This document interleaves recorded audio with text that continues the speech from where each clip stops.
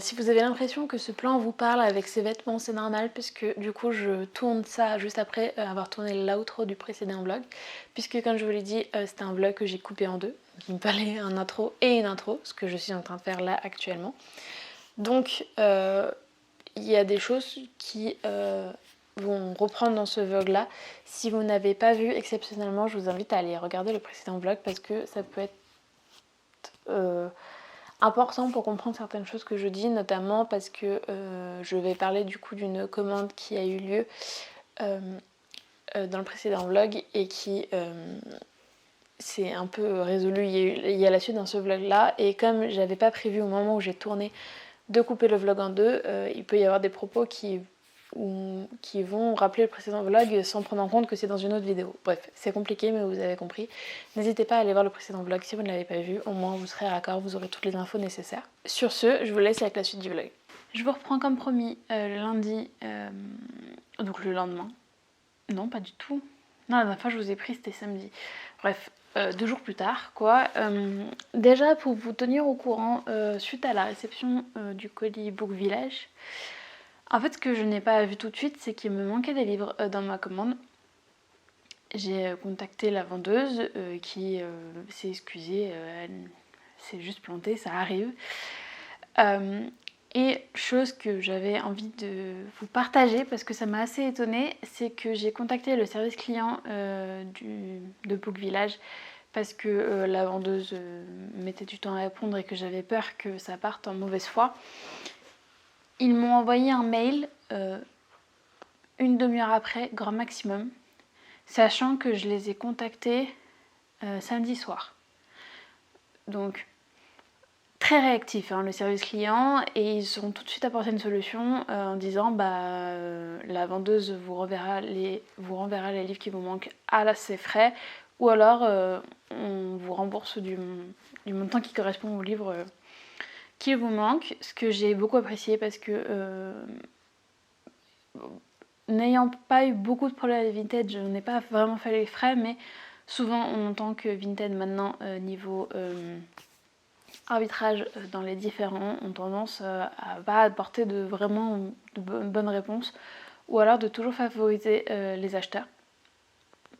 Ce qui dans ce cas-là me va, mais pour le coup j'ai senti que c'était vraiment quelqu'un d'humain derrière et que c'était pas un robot, et ça on aime.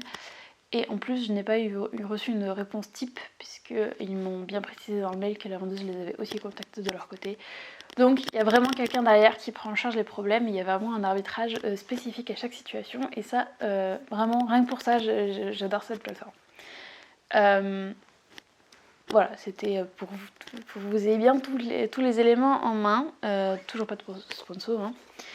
J'ai avancé dans mon roman. Mais avant, je vais vous parler d'un manga que j'ai lu tout à l'heure, donc le tome 2 de A Silent Voice, qui était dans ma liste du challenge ce mois-ci. Donc je peux valider au moins la catégorie graphique. J'ai pas... Déjà le tome 1 j'avais bien aimé mais sans plus. Et là le tome 2 confirme que c'est pas vraiment fait pour moi. C'est sympa, c'est mignon, c'est très attendu quand même. Parce que pour vous rappeler, dans le tome 1, en fait, le résumé du tome 1, on suit un jeune garçon qui en fait est un bully. Qui harcèle littéralement une jeune fille qui est dans sa classe, qui est sourde. Et en gros, elle se fait harceler de tous les côtés. Son enfance est un enfer, jusqu'au point où elle va être déscolarisée de cette école. Et le garçon va énormément s'en vouloir. Sans vous mentir, je me souviens pas de ce qui l'amène à ce changement de situation, ce changement de pensée. Mais en tout cas, il va décider que il mérite plus de vivre et il va décider de se suicider. On s'en doute, ça va pas se passer exactement comme ça, et au final, il va, disons, s'excuser auprès de la jeune fille, et voilà. Et après, ça va être leur pérégrination ensemble. Je sais pas pourquoi j'ai essayé d'employer un mot compliqué. Je crois que ça convient en plus. Je suis même pas sûre. Enfin bref. En tout cas, pour l'histoire, c'est mignon. c'est mignon tout plein, c'est pas mon style. Ceux qui aiment les histoires d'amitié, en fait les shoujo, je pense que ça peut être considéré comme un shoujo, sachant que ça c'est un shonen, donc je comprends pas trop pourquoi. Après je m'y connais pas assez en manga pour... peut-être que je vous dis complètement n'importe quoi, on s'en fiche, bref. Arrêtons de partir dans 40 directions. Je disais, l'histoire est bien, j'ai fondamentalement rien à lui reprocher à ce manga, mais c'est juste que c'est prévisible, je savais ce qui allait se passer avant que ça arrive, les personnages sont un peu clichés.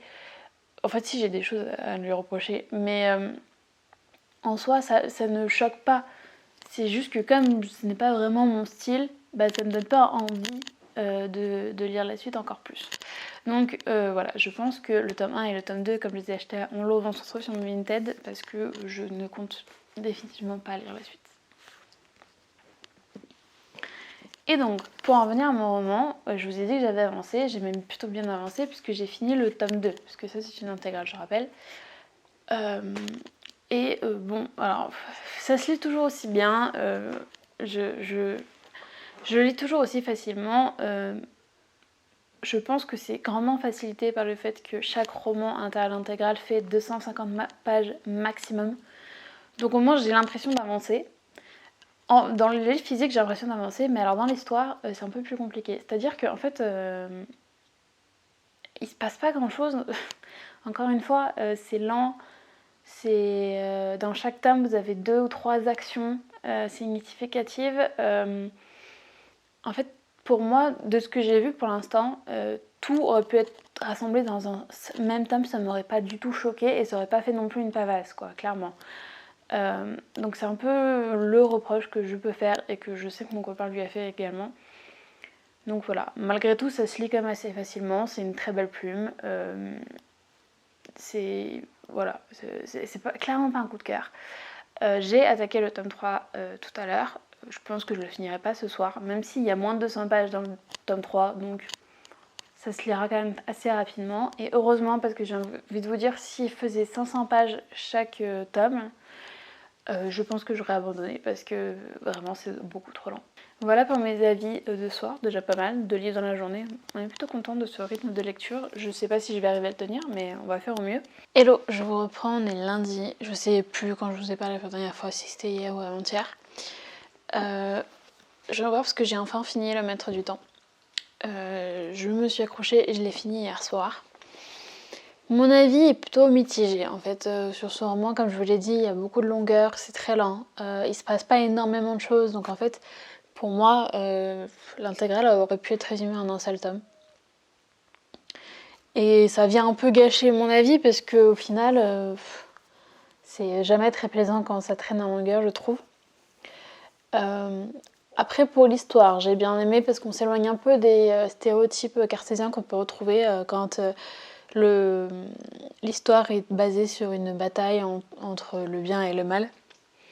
Donc ça c'était cool. La fin n'était pas si prévisible que ça. C'était une fin possible, mais jusqu'au dernier moment on ne sait pas comment ça va finir.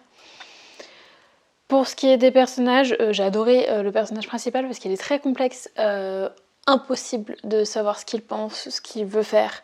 En fait, son but est simple, mais la façon dont il l'atteint ne l'est pas. Et ça fait très mystérieux dit comme ça. Mais en gros, j'ai bien aimé. On n'est pas sur du basique, c'est un gentil, voilà. On n'est pas sur ça, et ça, c'est cool. Pour ce qui est des autres personnages, moyen aimé, parce que là, pour le coup, je les ai trouvés un peu plus clichés. Ils restaient dans leur rôle et ils en sortaient pas. C'était vraiment... Ils avaient tous, chacun leur utilité, et vraiment, on sentait qu'ils étaient là que pour ça. Après, je pense que le résumé me paraît un peu... pas menteur, mais ne décrit pas réellement l'histoire. Donc il peut induire en erreur parce que l'histoire d'amour en soi qu'ils promettent dans le résumé n'est pas du tout le but de l'histoire en fait. C'est pas une romance, clairement pas. On est vraiment sur de la fantasy pure et dure et on est vraiment sur, comme je disais, une histoire d'aventure, de combat entre le bien et le mal. La romance, elle est vraiment très annexe. très secondaire. C'est ça le mot que je cherchais. Donc voilà, c'est lecture en demi-teinte et ce qui me fait un peu peur, c'est que du coup maintenant je dois lire la suite, enfin pas ce mois-ci, donc ce sera pas dans ce vlog, mais d'ici la fin 2024 je dois lire la suite qui est donc La Porte du Chaos, l'intégrale, donc la suite de cette intégrale là, je vais y arriver. Et j'ai peur que ça soit exactement la même chose, qu'il y ait beaucoup de longueur, que voilà, je sais pas comment ça va être, ça va être, ça me fait un peu peur, mais bon, il faudra bien que je me lance un jour. Je sais pas sur quoi je vais enchaîner. Après, peut-être un jeunesse ou un livre de poche pour que ce soit assez, pour le coup, assez rapide à lire, que je puisse quand même écrémer un peu ma pile à lire. Et surtout que ça fasse un contraste avec cette lecture qui a été un peu longue. Je vous retrouve, je pense, demain.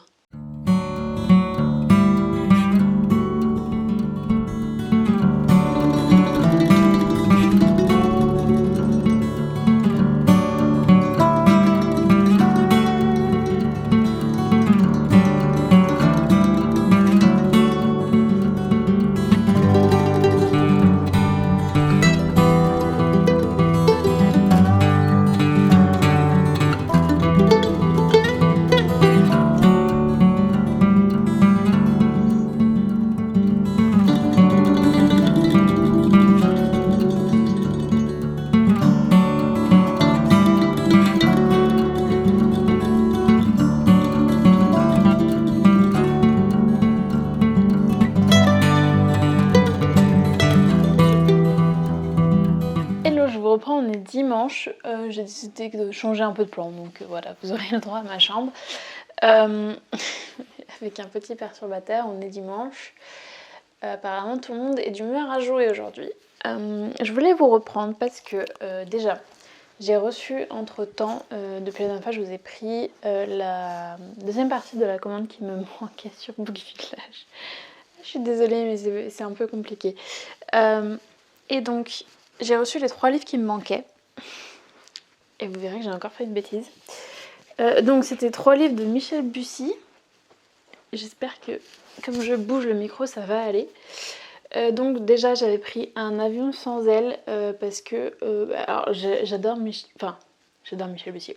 J'ai lu un livre de cet auteur. Attendez, peut-être faut le retrouver. Est-ce qu'ils mettent les autres livres de cet auteur? Je suis pas sûre. Sinon, je vous le marquerai quelque part parce que j'ai oublié. Mais j'avais adoré ce livre et il m'avait vraiment marqué. Il m'avait vraiment émue. Donc, j'avais envie de découvrir tous les autres livres de cet auteur. J'ai vu chez la vendeuse qui vendait les livres qui m'intéressaient sur Book Village qu'elle en avait quelques-uns, donc je les ai pris. Donc Un avion sans ailes, je suis désolée, je vais pas vous faire le résumé parce que je les ai plus en tête du coup parce que je les ai commandés il y a un moment. J'ai pris Maman à tort aussi, voilà, et j'ai pris Au soleil redouté et je suis un peu dégoûtée parce que, alors, je sais pas si vous verrez, mais en fait là vous avez une pliure, là c'est un peu usé. Clairement la vendeuse n'a pas la même notion que moi de très bon état ou bon état, je sais plus. Même bon état, je trouve que ça passe pas trop, sachant qu'il y a moyen en dessous. Là où je suis dégoûtée, c'est que celui en plus bon état, en fait, c'est celui-ci et je me suis plantée. Parce qu'il faut savoir, c'est que sur Book Village, vous avez une photo du livre, mais vous n'êtes pas assuré d'avoir l'édition qui est en photo parce que entre temps il y a eu des rééditions ou quoi, et comme c'est des fiches uniques par livre, par ISBN, voilà, vous n'êtes pas vraiment assuré d'avoir ce que vous avez sur la photo, et je me suis fait avoir parce qu'en fait je l'ai déjà dans ma pile à lire avec cette couverture là. Et c'est quand je l'ai reçu que j'ai tilté parce que autant le résumé ne me parlait pas sur le coup parce qu'il est là dans mon pile à lire depuis très longtemps, autant la couverture me parlait. Donc je me serais pas fait avoir si ça avait été cette couverture en photo, mais bon, ça arrive, tant pis. Je le revendrai ou je sais pas ce que j'en ferai, je le donnerai peut-être à quelqu'un. Mais bon, c'est un petit fail, entièrement de ma faute pour le coup, mais bon, ça arrive. Et je vais en profiter pour vous parler de ma dernière lecture. Du coup, j'ai lu La Cadet Howland, le tome 2. Donc pour valider, c'était pas la catégorie issue d'une série, je sais plus laquelle je voulais... Ah oui, valider la première sous-catégorie qui parle d'une quête. Et donc en même temps je valide celle qui parle d'une suite de série. Je sais plus quand je vous ai pris, ça devait être jeudi ou mercredi peut-être.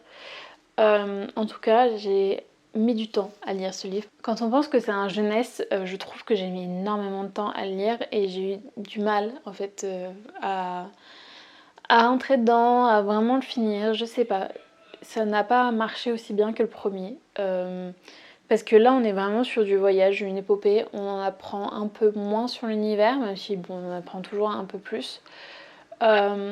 Et je sais pas, ça m'a moins embarquée. J'avais l'impression que c'était plus une succession de batailles et de voyages que vraiment, que vraiment une aventure en soi. Donc je pense que c'est ça qui a moins marché. Par contre, j'ai beaucoup aimé le côté amitié qui ressort vraiment beaucoup dans Stopsy. Et j'ai adoré le personnage d'Elana. Donc j'ai très hâte de finir cette trilogie là pour pouvoir attaquer Elana le pacte des marchands. Parce que je lirai pas les deux en parallèle. On va pas se compliquer la tâche. Voilà. Maintenant il me reste un troisième pour finir cette saga. Donc je pense que ça se fait cette année. Parce que bon clairement... Ça reste des petits livres en espérant que le tome 3, je mette un peu moins de temps à le lire, parce que sinon ça va être un peu chiant. Voilà, j'ai déjà commencé ma prochaine lecture qui, je pense, ne rentrera pas dans le challenge, parce que, enfin, je vous la présenterai quand même dans le vlog, parce que c'est un livre de bibliothèque que je dois rendre bientôt, tout simplement, donc il faut que je le lise. Je trouverai peut-être une sous-catégorie pour valider quelque chose, je vous dirai. Sachant que je pense que j'aurai pas énormément le temps de lire demain et mardi parce que je suis en déplacement professionnel. Ça va être sport comme journée, donc peut-être que j'aurai le temps de lire dans le train en revenant mardi soir, mais c'est même pas sûr, tellement je vais être fatiguée, je pense. Donc ce qui est sûr, c'est qu'il n'y aura pas d'update avant mercredi au moins, et peut-être que j'aurai rien à vous dire, donc ça peut-être que ça retardera d'encore après. Ça veut rien dire. Vous avez compris. Hello, je vous reprends, on est mardi. Je viens de tourner la vidéo qui sortira samedi, je crois, sur Harry Potter et les différentes références qu'il contient au Musée Légende. J'avais très envie de la faire. Ça sort un peu de l'ordinaire, mais voilà, je tente de sortir un peu de ma zone de confort, en espérant qu'elle plaise. Qu'est-ce que je voulais dire? Oui, je vous reprenais à la base parce que j'ai fini des lectures. Donc il serait temps quand même que je vous en parle. J'ai notamment fini... alors attendez, je vais commencer par le premier. J'ai fini Batman Wayne Family Adventures tome 1. Donc ça ne rentre pas dans le challenge, mais c'est une BD, donc je l'ai lu très très rapidement. Et j'avais très envie de la lire. Puisque je l'ai reçue dans le précédent vlog, donc vraiment elle n'a pas duré très longtemps dans ma pile à lire. Mais je sais pas, il y a quelque chose qui m'attirait dans ce comics. C'est peut-être les dessins très colorés, très jeunes, qui m'ont attirée. En tout cas, j'ai bien aimé, j'ai passé un bon moment à la lire. Maintenant, n'étant pas fan de Batman à la base, je pense que je n'étais clairement pas le public ciblé. Donc j'ai bien aimé mais sans plus. Maintenant, si vous êtes fan de Batman, je pense que vous allez adorer. Parce que en fait, on est sur une suite de petites aventures de 4-5 pages grand maximum sur la famille Wayne. Enfin, la famille. Disons la famille recomposée, puisqu'on a Batman, son fils, je crois, et plein d'autres super-héros adolescents. Et donc c'est un peu leurs aventures au quotidien, en fait, avec des gags, des choses comme ça. C'est sympa. Pardon. Ça fait rire. Ça passe le temps, clairement. Maintenant, j'achèterai pas le 2. Hein. Voilà, c'était une bonne lecture, mais sans plus. Mais je trouve ça cool que ça mette en scène des super-héros dans le quotidien, avec du coup un aspect un peu comique parce que forcément leur quotidien n'est pas forcément le nôtre. Mais voilà, je trouvais l'idée assez cool et je pense que le public ciblé est quand même très très jeune au vu des dessins, donc voilà, c'est une bonne lecture. Je ne sais pas trop quoi vous dire d'autre parce que en soi c'est pour les fans de Batman et ça se sent, il n'y a pas grand comme il n'y a pas d'histoire principale, je peux pas trop critiquer là-dessus. Et ensuite, je viens de finir donc le livre que j'ai emprunté à la bibliothèque, que je vous avais dit que je devais lire avant de le rendre, Le labyrinthe de Pan de Guillermo del Toro et Cornelia Funk. Alors, je ne sais pas si c'est l'adaptation du film ou le film est l'adaptation du livre. Je pencherai pour la première option quand même. En tout cas, je n'ai jamais vu le film, mais je sais qu'il a réputation de faire peur. Pas comme dans un film d'horreur, mais d'être très très sombre et de ne pas être conseillé aux enfants. Et le livre est un peu dans cette veine-là. Il est très très sombre, clairement. On est, pour l'histoire, on suit une petite fille qui grandit en Espagne durant la guerre. Donc sous le régime, enfin la guerre de Franco. Qui avec sa mère qui est enceinte de son petit frère, se réfugie dans les bois, dans la cabane de son futur beau-père, qu'elle n'aime franchement pas parce que c'est un soldat franquiste et qu'il est réputé pour être cruel envers les résistants qu'il trouve. Donc vraiment, elle ne l'aime pas, elle le rejette comme étant son père. Elle va se promener dans les bois et elle va trouver une espèce de labyrinthe dans lequel elle va s'aventurer en suivant des petites fées. Et elle va tomber sur donc un faune qui va lui dire qu'en fait elle est une princesse qui a disparu de son royaume et que pour revenir dans ce royaume il faut qu'elle passe des épreuves, 3 épreuves en tout, dans un temps limité, que c'est sa seule chance, qu'elle n'appartient pas au monde des humains, que voilà. Et donc on va suivre cette petite fille dans ce voyage et sa vie auprès de son beau-père. Donc on a de la magie, on a du coup les êtres de la forêt dedans. C'est très étrange comme lecture. On dirait c'est un peu écrit à la manière des contes de fées. Mais un conte de fées dont la joie a totalement déserté.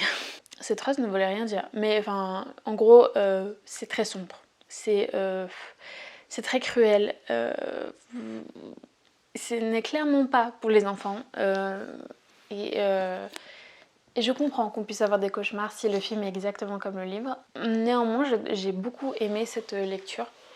On est vraiment embarqué dans cet univers. Ça laisse beaucoup de place à pas l'imagination, à l'interprétation. Voilà, c'est ça que je cherchais.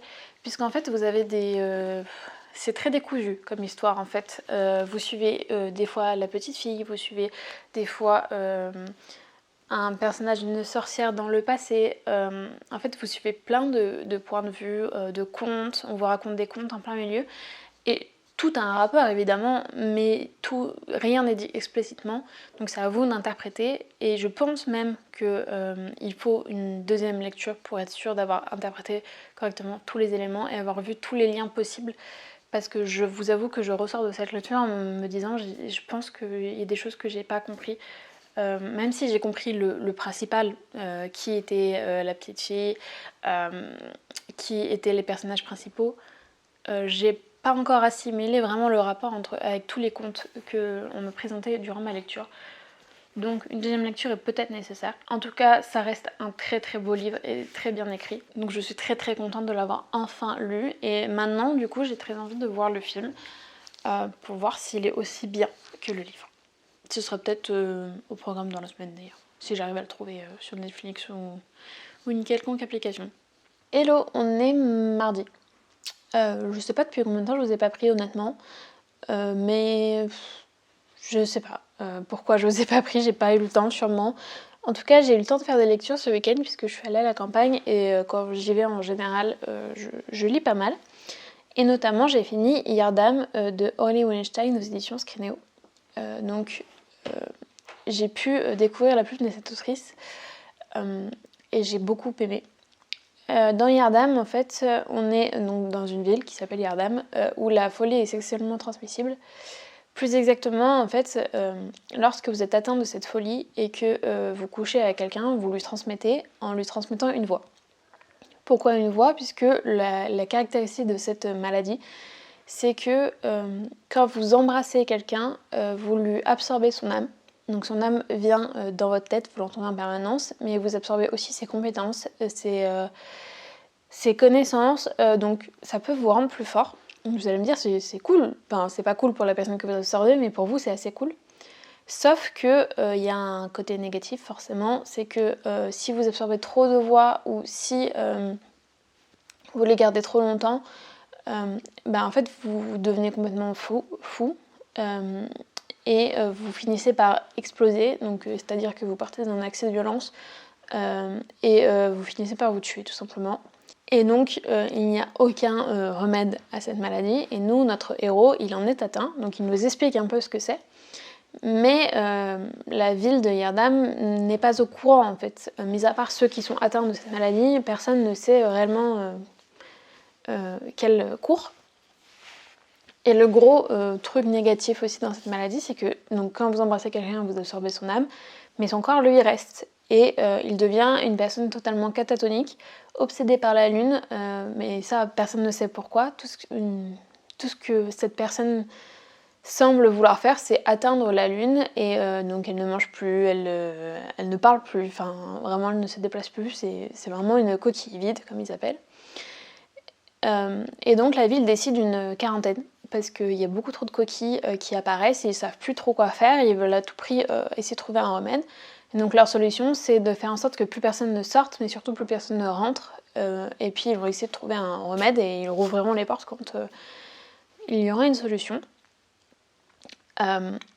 Et notre héros, lui, il a les compétences d'un voleur, et donc il trouve un moyen de se frayer un chemin, et il va croiser 2 médecins qui essayent de rentrer dans la ville, et au final il va se dire en fait je vais les aider à rentrer, et donc lui aussi il va être condamné à rester au final, parce que c'est peut-être ma chance de trouver un remède à cette maladie avant qu'elle ne me tue, avant que je n'explose. Et donc il va rester avec eux et voir ce qu'ils peuvent découvrir. Je vais m'arrêter là pour le résumé pour ne pas vous spoiler. Vous en doutez, avec ce résumé, ce n'est pas un roman plein de joie de vivre, tout beau, tout rose, clairement pas, on est vraiment dans du très très sombre. Il ne faut pas y aller si vous avez envie d'une lecture pour vous égayer. Là, on n'est clairement pas dans ça, mais c'est une plume qui est très très belle, qui vous accroche facilement, parce que c'est très simple à lire en fait. L'univers en soi est alors pas ultra complexe parce que c'est juste une ville, mais on s'y imagine sans aucun problème. La plume en est presque poétique. Je cherche ce que je vais dire parce que j'ai pas envie d'oublier des choses, parce que j'ai vraiment beaucoup aimé cette lecture. La seule chose qui a fait que ce n'est pas un coup de cœur, c'est qu'il y a quelques longueurs, mais je pense que c'est le style de l'autrice qui veut ça, parce qu'il n'y a pas il y a de l'action, mais pas tant que ça, ce qui s'explique par l'histoire en fait. Et donc, on peut ressentir quelques longueurs, mais je pense que si on est fan de la plume de l'autrice, ça ne peut ne pas vous déranger du tout. L'histoire en elle-même est très belle. On a une très belle histoire d'amour, sans que ce soit gnangnan, etc. On est vraiment, donc je le disais, dans du sang, dans la cruauté. Plus on avance, moins il y a d'espoir en fait. Plus on est dans le désespoir avec les personnages. En fait, ils ont très bien travaillé, très réaliste, et donc on a l'impression qu'il n'y a plus d'espoir pour eux en fait. Et on se met à leur place et on ressent vraiment de l'empathie pour eux. C'est vraiment le style de roman que j'aime bien, parce qu'il fait réfléchir, parce qu'il y a de la psychologie, les personnages sont complexes, c'est pas tout blanc, tout noir, on n'est pas sur ça. Et donc c'est ça que j'ai bien aimé. Et aussi parce que j'aime bien les... alors je sais pas si on peut appeler ça une dystopie. Je pense que c'est une dystopie urbaine. Ça existe ça ? Je suis même pas sûre. Enfin, c'est de l'urban fantasy, ça c'est sûr. Mais, je sais pas, il y a un truc qui a fait que j'ai adoré ce roman, mais je ne saurais pas vous dire quoi. En tout cas, du coup, une chose est sûre, je lirai d'autres romans de cette autrice pour voir si sa plume est toujours aussi bien. Je crois qu'il y en a un qu'il faut pas que je lise parce que c'est avec des araignées. Mais je confonds peut-être. C'est peut-être pas elle, je dis peut-être n'importe quoi. Oui, la chose que je voulais dire avant d'oublier, c'est que cette lecture est catégorisée comme étant pour ados, mais je la conseille pas forcément à des jeunes ados, parce qu'il y a quand même des scènes très crues, très explicites. Donc pour des jeunes ados, ça risque d'être limite quand même. Et si vous êtes dérangé par ça, ça peut ne pas le faire. Vous êtes prévenus. Voilà, je voulais vous parler de cette lecture-là, sachant que j'en ai fait 2 autres ce week-end, mais je vais vous en parler, je pense, dans le prochain vlog, parce que sinon ça va être trop long. Déjà, là, je pense qu'on est bien à une demi-heure, donc c'est plutôt pas mal, je pense. Oui, je voulais juste vous expliquer un peu, du coup, les changements qui se sont opérés sur la chaîne, parce que c'est déjà le cas au final. J'ai décidé que j'avais très envie de reprendre les vlogs, donc j'ai décidé de les reprendre. Ce qui va me permettre du coup de faire plus de vidéos thématiques travaillées. Enfin, je vais essayer. Puisque du coup ça me libère des créneaux, puisque je vais plus vous faire d'update lecture au final, parce que ce sera dans les vlogs. Alors pour l'instant, hein, c'est pas dit qu'il y aura plus jamais aucun update lecture. Peut-être qu'il y a des périodes où je ferai pas de vlog parce que je peux pas ou parce que j'ai pas envie, et donc là on reviendra aux update lecture. Mais ça me permettra surtout de vous présenter les livres au fil de l'eau et de ne pas vous les présenter 3 mois après les avoir lus et avoir oublié la moitié de l'histoire. Ce qui n'est ni cool pour vous ni cool pour moi, parce qu'au final, voilà, j'ai l'impression de rien vous dire dans ces cas-là. Et par contre, ça veut dire que maintenant je suis à 2 vidéos par semaine. Donc les vlogs sortiront le mercredi et les restes des vidéos sortiront toujours le samedi. 9h ou 10h, ça dépend. Sachant que, alors celui du samedi j'y tiens, c'est vraiment une vidéo par semaine. Par contre, les vlogs, s'il n'y a pas de vlog, je remplacerai pas par une autre vidéo le mercredi. Donc voilà, c'est à peu près du bi-hebdomadaire. Des périodes où il n'y en aura qu'une, mais on va essayer comme ça et puis on verra. Si ça se trouve, ce sera pas du tout tenable pour moi parce que j'ai quand même mon boulot à côté. Donc ça va être chargé, mais on va essayer. Voilà. C'était un peu pour vous tenir au courant de pourquoi il y a plus de vidéos que d'habitude. Sur ce, d'ailleurs, je vais finir de monter ce vlog-là pour vous le poster demain. Ça fait short comme délai. Et puis moi, je vais vous souhaiter de très bonnes lectures en attendant la prochaine vidéo.